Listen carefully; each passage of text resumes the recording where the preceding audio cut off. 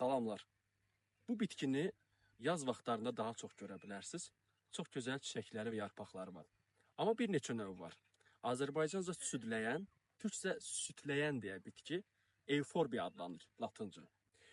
Bəlkə də dünyada 2000-ə yaxın növ var. Təkcə Türkiyədə 100-ə yaxın növ var. Məsələn, günəbaxan südləyəni və ya uzunsov yarpaq südləyən bitkisinə rast gələ bilərsiniz. Məsələn, bu da o cinslərdən biridir.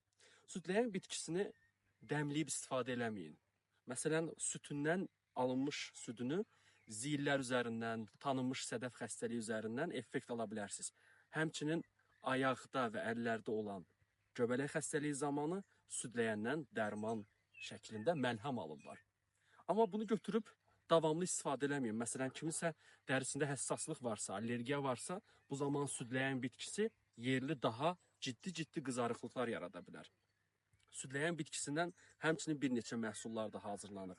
Daha çox məsləhət görülür ki, xarici istifadə olunsun və davamlı istifadə eləməyin kanserogen təsirlərinə də malikdir.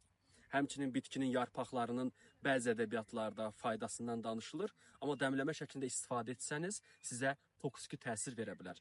Südləyən bitkisi Azərbaycanda əksər bölgələrdə bitir. Hal-hazırda belə şimal bölgələrində rastınıza gələ bilər. Bunun çiçəklərindən südləyəni və yaxud da elə alınmış, bax, qoparılan sonra südündən məlhəm kimi istifadə etməyi tövsiyə edirəm.